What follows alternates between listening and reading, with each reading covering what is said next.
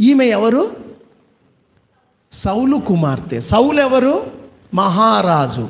ఈమెకు మామూలుగా లేదు గర్వం. రాజుగారి బిడ్డ. ఎంత గర్వం అంటే అసలు మీ నాన్నను కూడా ఆ దేవుడు ఆయనకు లోబడక అవిధేయుడైనందుకే తొలగించాడు. నీకన్నా బుద్ధి రావాలిగా.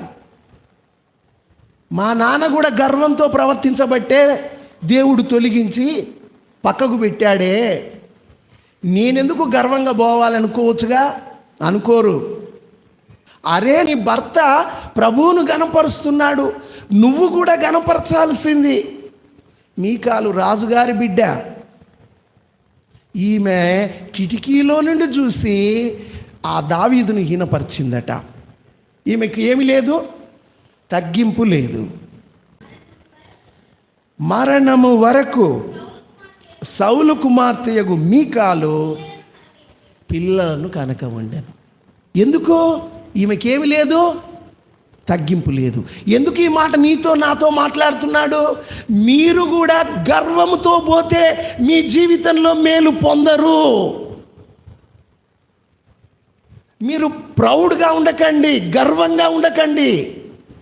మీ జీవితంలో నా మేలు పొందాలి అని అంటే హన్నాలాగా ఉండండి.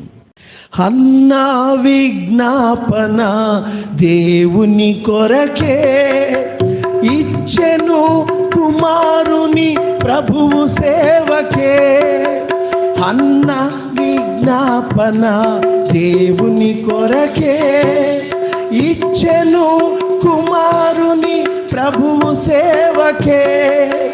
పెంచుతనయుని నీ దేవుని కొరకే, పెంచుతనయుని నీ దేవుని కొరకే. ఇచ్చు జీతము నీకు దేవుడే, ఇచ్చు జీతము నీకు దేవుడే. స్త్రీలారా మీరు మీ స్వపురుషులకు లోబడి ఉండుడి. స్త్రీలారా మీరు మీ స్వపురుషులకు లోబడి ఉండుడి. మీకాలు జీవితకాలంలో ఎన్నడూ ఆమె బతకట్నే పోయింది, సంతానము లేకుండానే సచ్చింది.